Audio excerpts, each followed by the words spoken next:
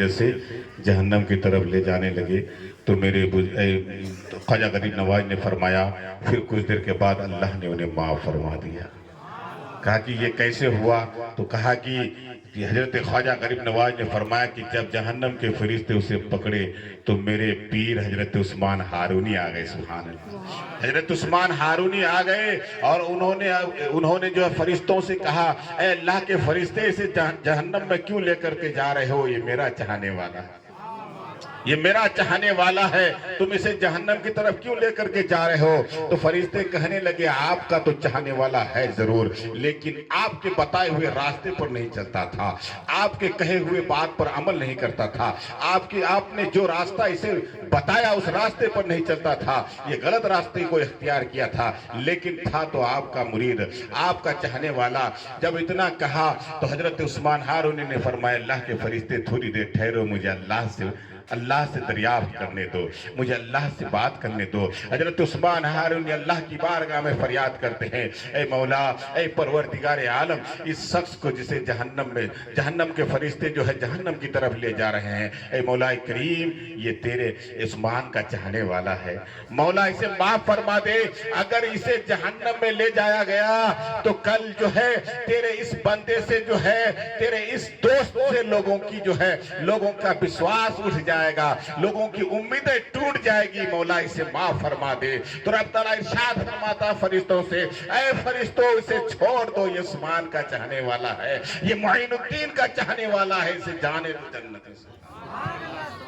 نعرہ تکبیر، نعرہ تکبیر، نعرہ رسالت، نعرہ رسالت، جشن خواجہ غریب نواز، جشن خواجہ غریب نواز، نعرہ تکبیر، نعرہ رسالت، سبحان اللہ، سبحان اللہ۔ عزیزان ملت اسلامیہ، خواجہ غریب نواز سے محبت ہونی چاہیے، خواجہ غریب نواز سے عقیدت ہو تو ایسی عقیدت ہو کہ جو خواجہ غریب نواز بتائے ہیں ان کے بتائے ہوئے راستے پر عمل بھی ہونا چاہیے، ان کے بتائے ہوئے راستے پر چلنا بھی چاہیے۔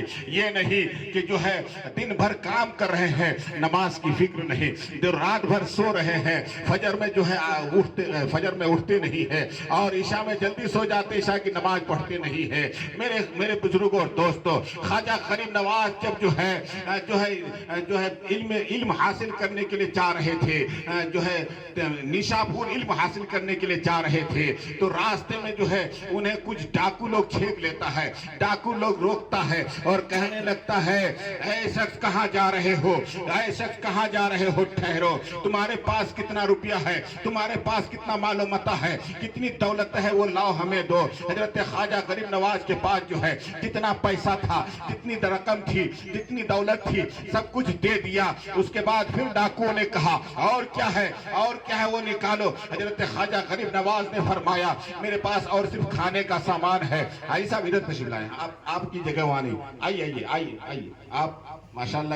تو حاجی صاحب ہیں، پھر پلس ہمارے پنچایت کے جو ہے رہبر ہیں ماشاءاللہ، آئیے ماشاءاللہ۔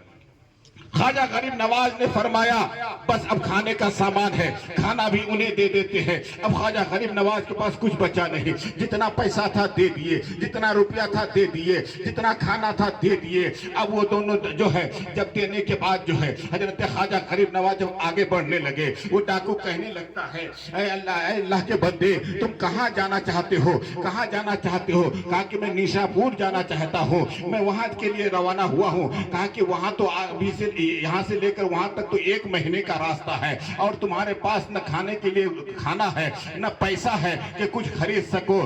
تم نے تو سب کچھ دے دیا، تم سے ہم نے پیسہ لے لیا، کھانا لے لیا، سب کچھ لے لیا۔ 1 مہینے کا سفر ہے، تم کھاؤ گے کیا، پیو گے کیا، تمہارے پاس کچھ نہیں ہے۔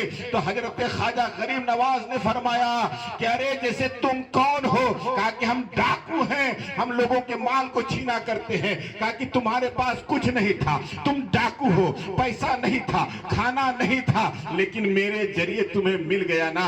اب میں بھی آگے بڑھ رہا ہوں، میں کسی پر امید نہیں کرتا، اگر امید کرتا ہوں تو اللہ پر امید کرتا ہوں۔ جیسے اللہ نے میرے ذریعے تمہیں کھانا عطا کیا، ویسے اللہ رب العزت مجھے بھی کھانا عطا فرمائے، مجھے بھی کھانا عطا فرمائے گا۔ تو میرے بزرگوں دوستوں، خواجہ غریب نواز کے چاہنے والے ہیں تو آپ جو ہے اللہ پر امید رکھیں اور رزق کی تلاش میں جو ہے رزاق کو نہ بھول جائیں. آج لوگ جو ہے رزق کی تلاش میں جو ہے رزاق کو بھول جائیں.